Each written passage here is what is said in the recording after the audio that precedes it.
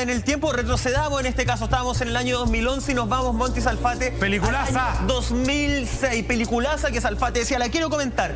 Hijos del Hombre, ¿qué nos muestra esta película? A ver, nos vamos con una película tremenda, el ganador del Oscar que tengo el honor de conocer en persona, un hombre tremendamente afable, un hombre importante como es Alfonso Cuarón. Estamos viendo al actor Clive Owen. La película Hijos del Hombre es probablemente una de las películas más importantes para entender aquellas pandemias que parecen no afectar directamente a cada uno de nosotros y que claramente tiene que ver con una especie de comportamiento social. Lo que plantea desde la ciencia ficción, pero no es tanta fantasía, es que en algún momento la humanidad se vuelve infértil. El ser humano perdió la capacidad de reproducirse y todos están en una lista de espera para morirse, para que se acabe completamente.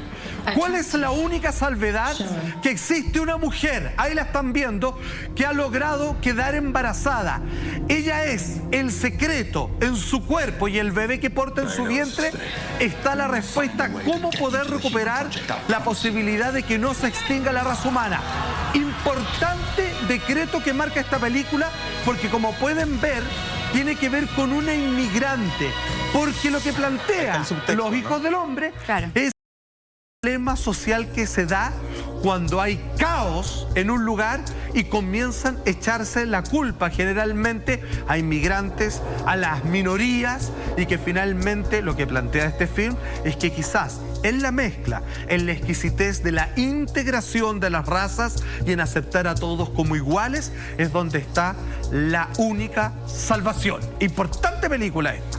Sí, todas esas películas nos están entregando mensajes muy relevantes. De hecho, acá se toca el tema de la infertilidad, que es un tema que hemos abordado también en otros capítulos acá en el programa, hablando precisamente de las vacunas, por ejemplo. Entonces, hay todo un tema que queremos seguir desarrollando. Pero antes, queremos revisar las siguientes escenas. Tenemos un corte y queremos ver cuál es, para poder ir desmenuzando un poco la película acá en el programa. Miren estas imágenes.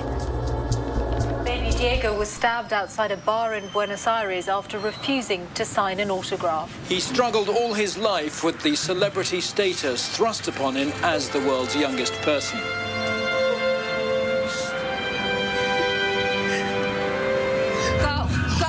Go, we're gonna make it. Come on, we're gonna make it. I'm not gonna make it.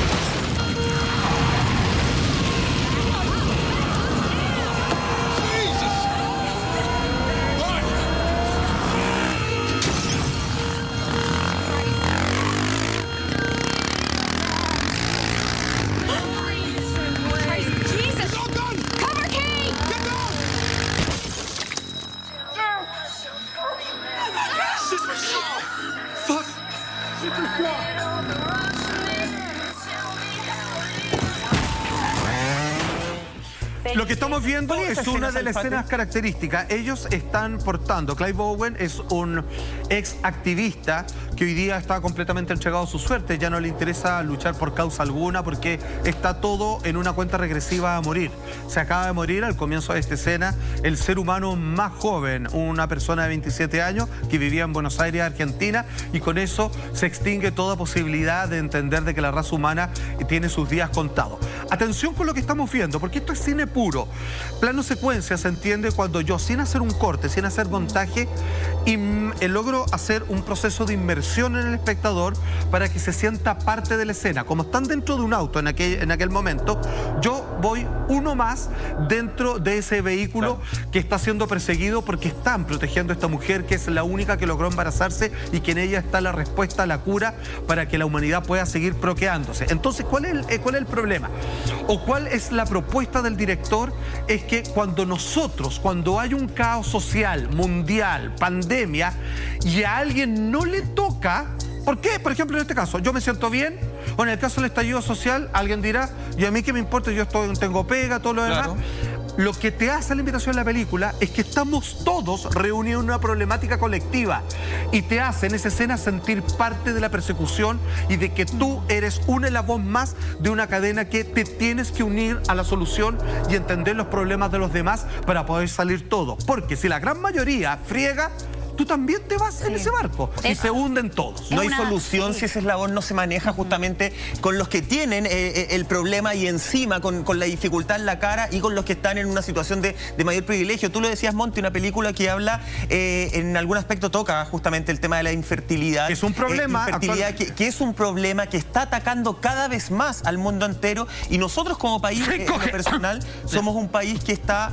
envejeciendo muy rápido que también. Está envejeciendo muy rápido, y que la tasa de natalidad, me estoy yendo solamente a Chile, en otras partes del mundo donde incluso te pueden pagar por tener por los hijos, por tener hijos. Chile se convirtió en un país viejo, es como si estuviéramos muriendo. La natalidad no está, no hay natalidad. Antes se tenía una tasa de 2 y algo hijos por familia, ahora es 1 si es que. Y eso también es por un tema de elección, porque cada vez cuesta más vivir, está más difícil la vida, uno como mujer, o sea, yo lo hablo en términos personales. Pero los que quieren no pueden, ese es el tema. Uno se cuestiona, vamos a traer un hijo al mundo para que venga a este mundo que está tan revuelto, está tan difícil, y bueno, también hay un tema médico, ¿cierto? Hay temas de salud importantes. Lo otro que plantea esta película que quiero destacar y me llama mucho la atención es que, a pesar de que todo el caos que se está viviendo, todas estas revueltas, toda esta crisis, es una película que retoma la fe y la esperanza, esa posibilidad de poder salvarnos como humanidad, esa posibilidad de sentirnos todos como iguales, porque ahí se dan cuenta que la persona, como tú muy bien decías, Alfate, que tanto es marginada muchas veces por ser inmigrante, es la persona que le puede dar la solución al mundo. Exacto. Y es quien puede salvar la humanidad. Por lo tanto, nos deja un tremendo mensaje social y también nos hace un llamado a nosotros mismos para no ser prejuiciosos con quien tenemos al lado. Nosotros lo vemos acá mucho en nuestro país.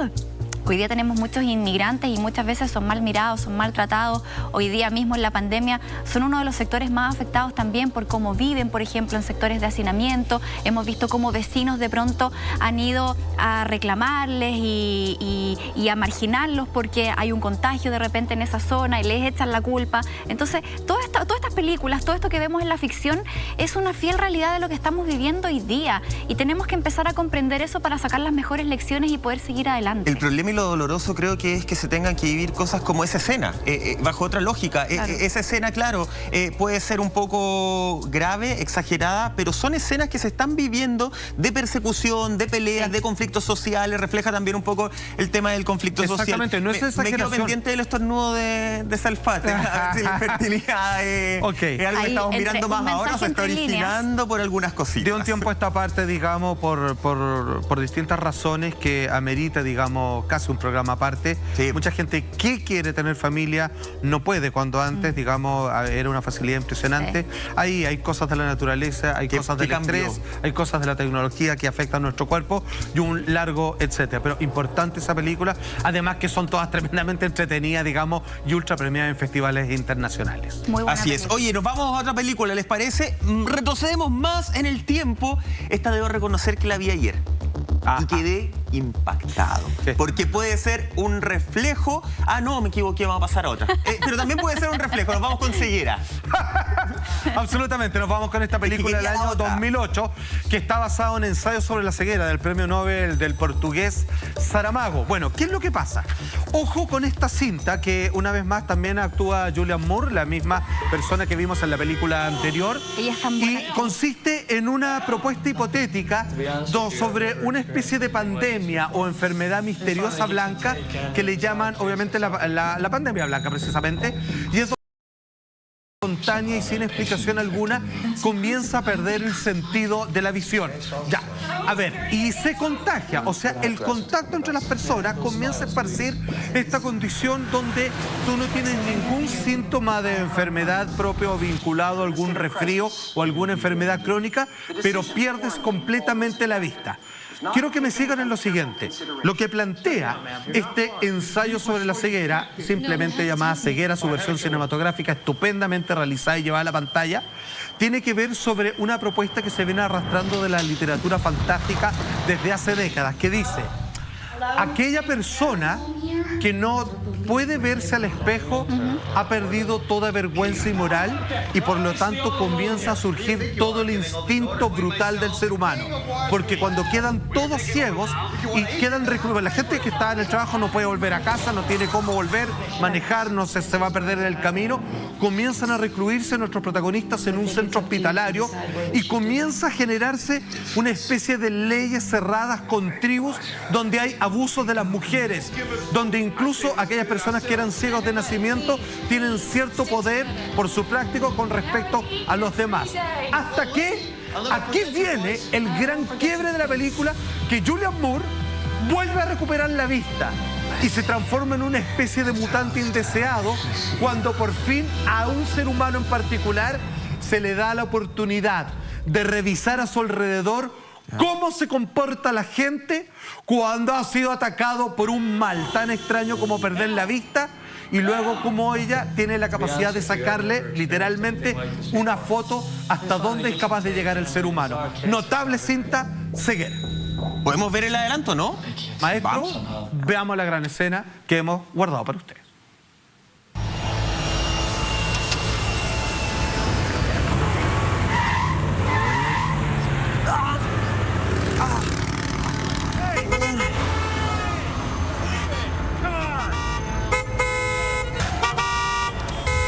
Stay calm. Stay where you are and tell me what happened. I'm blind. I'm blind. That same day, two planes collided. No one could really say if the disease was the cause of the accidents, but people were terrified, and either the panic spread the blindness, or the blindness spread the panic. Casualties multiplied. People decided to stay home. Are there any signs that people can still see? Everyone stay together. What's happening?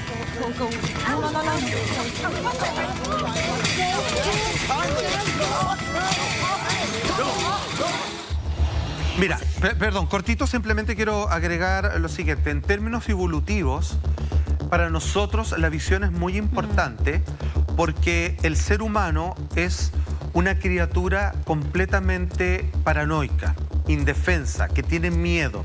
A nosotros nos impulsa el miedo.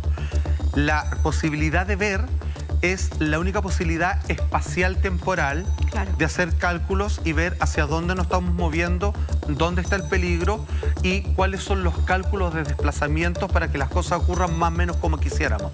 Cuando te quitan eso, estás atrapado en un cuerpo que se vuelve vulnerable, que no sabes de amenaza. Entonces, eso es a lo que apunta. Si yo te quito el sentido que te ha dado el mayor posibilidad de defensa y permanencia en esta tierra, ¿qué empieza a aflorar cuando te quito eso? La verdadera naturaleza humana, que es brutal. Hay de todo, hay gente benevolente, pero sobre todo hay abuso de aquellos que conservan el poder. Claro, habla de esta adaptación ante una nueva realidad, que es lo que nos está pasando a todos hoy día, de tener que empezar una nueva rutina de vida, empezar a adaptarse a cosas que antes no sabemos ver el eran futuro, parte no de sabemos cuándo nuestra termina. rutina, de nuestra vida. Claro, no sabemos hasta cuándo vamos a estar así. Entra nuevamente el miedo. También vemos cómo surge lo bueno, pero también lo malo del ser humano. Ese egoísmo, esa necesidad de salvarnos por sí mismo. De dominar al resto. La escena final, de exactamente. Y lo otro también, hay una escena en esta película, uno de los personajes dice: Dios nos está castigando. Y nuevamente volvemos a esta teoría de que si todo lo que nos está pasando es porque lo merecemos, es porque tenemos que mejorar algo, aprender algo, tenemos que hacer un cambio. Entonces, todas estas películas que estamos revisando hoy día tienen más o menos ese mensaje, que tiene que ver con un llamado a la introspección, tiene que ver con cómo nos estamos relacionando entre seres humanos y también con los otros, con las otras especies con las que cohabitamos, porque somos una especie que se ha vuelto tremendamente egoísta, una especie que creemos ser muy superior, pero que cuando nos ataca un bichito microscópico que ni siquiera se puede... O sea, tenéis que verlo, pero ya con una cuestión muy científica para poder dimensionar el daño que nos puede hacer. Hay una frase que se repite mucho hoy en día que dice: ya nada va a volver a ser igual. Qué bueno, porque había muchas cosas que corregir. Hoy día las prioridades, las importancias, ver cómo funcionan los vecinos, ver dónde están los más débiles, el hambre que ha aflorado, todo eso nos obliga a, menos mal, a no volver a vivir de la misma manera y saber hacer una distribución correcta y vivir en torno a las verdaderas prioridades de la existencia. Así nuevamente, eso es lo bueno. Nuevamente pongo el tono negativo porque me da la sensación de que nos ha costado muchísimo a nivel mundial y que no queremos entender el mensaje. Cuando habla Monty del tema religioso, efectivamente, y todavía con la pandemia muchas personas dicen es un castigo de Dios, pero no es un castigo de Dios porque yo lo estoy haciendo mal, es un castigo de Dios porque el resto lo está haciendo mal. Me está castigando Dios a mí porque el resto, no sé, se separa, porque el resto tiene conductas que no van bajo la lógica religiosa. Yo todavía no escucho a algún religioso que diga nos está castigando porque yo me he equivocado. El otro día se los mandaba al grupo, no me acuerdo en qué parte de China específicamente, mostraban cómo después de salir la gente del confinamiento, luego de salir de la cuarentena, cómo la contaminación había superado los índices del 2019. Está muy claro. O sea, después de que el planeta estaba respirando, que el aire estaba limpio, en un día se volvió y se superó los índices del 2019. Entonces ahí es cuando el Michaelito crítico dice, no hemos aprendido nada. Y parece que no queremos aprender, porque tenemos visiones hace mucho, mucho tiempo. Y estoy hablando desde una lógica de película que uno dice, oye, debería preparar mi alma, mi espíritu, mi forma de actuar en la vida para no repetir las escenas que estamos viviendo ahí justamente. Pero hoy día sí las estamos repitiendo. Hoy día tenemos, perdón Salfa, poblaciones, sectores de nuestro país que se están peleando, que les está importando nada contagiarse el COVID-19 porque se están contagiando algo que es mucho peor, del hambre, porque están muriendo de hambre, porque tienen miedo a morir de hambre y están saliendo a pelear. ¿Y qué es lo que les está entregando muchas veces la fuerza policial? Bombas lacrimógenas que cuestan mucho más que una canasta de alimentos. Excelente, muy bien. Entonces me parece que es una vergüenza lo que hemos llegado sin entender toda la realidad que tenemos para atrás. Bueno, refuerzo tus palabras. A mí me parece que has dado en el clavo. Monty, digamos, viene con este discurso del inicio del programa y me parece que es el correcto. ¿Saben? Las películas que hemos visto hasta ahora nos explican algo muy sencillo. Lo que tenemos que aprender a la fuerza, y mira lo que tenemos que llegado, por razones casuales, artificiales, naturales o simplemente de destino, en esta media terrible pandemia, es no existe el yo, existe el nosotros. Y si entendemos el nosotros, las cosas van a mejorar. Y vuelvo a repetir, ya nunca volver a ser como antes. Qué bueno. No queremos. Pero atinemos, ocupemos esto con el vaso lleno, con la oportunidad que se nos está presentando. Y aparte que somos una sociedad que siempre está en constante cambio y si nosotros estamos negándonos ante eso, imposible que podamos seguir avanzando. De hecho, lo que tú decías tiene mucho sentido. Hoy que frenemos esta epidemia depende de todos nosotros, depende de la solidaridad. Y que no nos olvidemos. Con el del lado. Enseñando muchas cosas y como tú bien decías, Michael, estas no son cuestiones que uno puede cambiar de un mes hacia otro. Esto es un proceso, va a ser un proceso largo y es un proceso en que nosotros vamos a tener que saber adaptarnos o si no nos vamos a quedar atrás.